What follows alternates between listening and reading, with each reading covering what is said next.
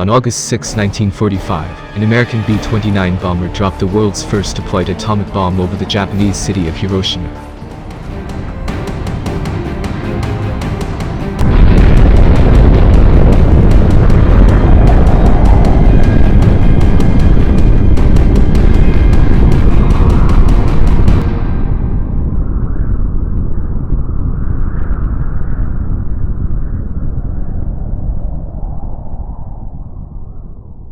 First atomic bomb hit an enemy target. The city was completely leveled with 80,000 people dying instantly.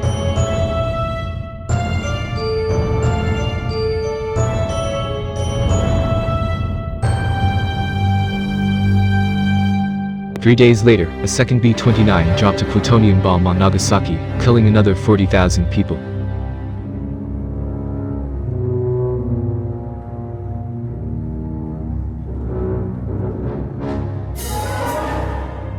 The next day, Japan's emperor announced his country's unconditional surrender, citing the devastating power of a new and most cruel bomb.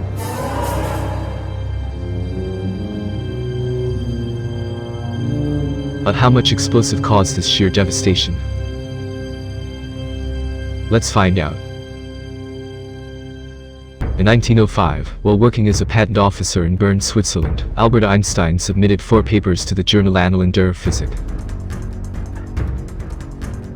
In the 4th paper, he introduced the relationship between energy and mass as E equals mc squared. This means, a small amount of mass can equal a large amount of energy.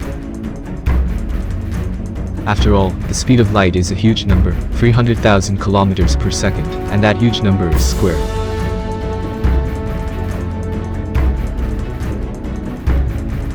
While combustion of one natural gas molecule produces 3 electron-volt energy, according to Einstein's theory, fission of one uranium atom would produce 200 million electron-volt energy. No scientists at the time thought making this equation a reality was possible. American physicist and Nobel Prize winner Robert Millikan said, "There is no likelihood that man can ever tap the power of the atom. The glib supposition of utilizing atomic energy when our coal has run out is a completely unscientific utopian dream, a childish bugaboo." Another big-name scientist, Ernest Rutherford, a pioneer of the studies of radioactivity in the atom, and a Nobel Prize winner, said the following about the possibility of harnessing atomic energy: "Anyone who expects a source of power from the transformation of these atoms is talking moonshine." As a matter of fact, Albert Einstein himself was not very optimistic about his own theory. Einstein said, "There is not the slightest indication that nuclear energy will ever be obtainable." However, with the discovery of neutrons, everything had changed. The energy released when a nuclear weapon is detonated is described by a term called yield. The yield of the Nagasaki explosion is well established by both fireball and radiochemical data from other tests as 21 kiloton. Although there are no equivalent data for the Hiroshima explosion, equating thermal radiation and blast effects observed at the two cities subsequent to the explosions, along with the gamma ray dose data and sulfur neutron activation data, gives a yield of about 15 kiloton.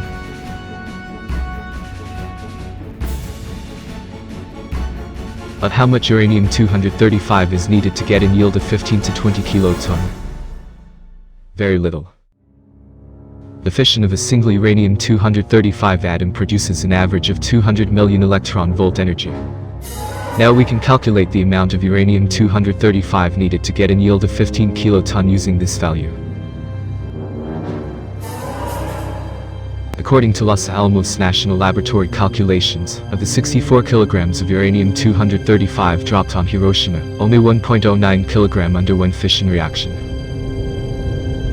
That means, only 2% of explosives underwent fission reaction, and 98% of it was left unused. In an interview with NPR, author Eric Schlusser explains just how inefficient this early nuclear bomb was.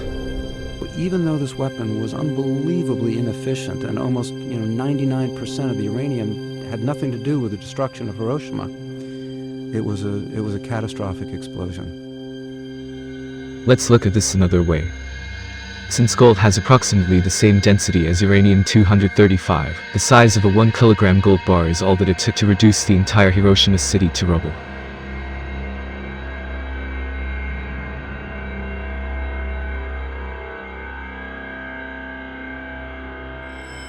In terms of mass conversion, only 700 milligrams matter converted to energy. As incredible as it may sound, the mass of a paperclip is what is responsible for the hellish devastation.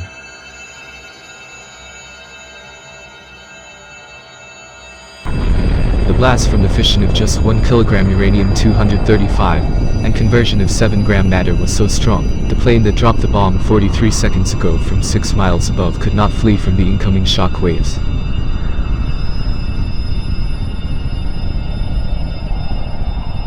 Astounded by the huge mushroom cloud over Hiroshima after the explosion, the co-pilot of the bomber, Robert Lewis, wrote in the logbook, "My God, what have we done?"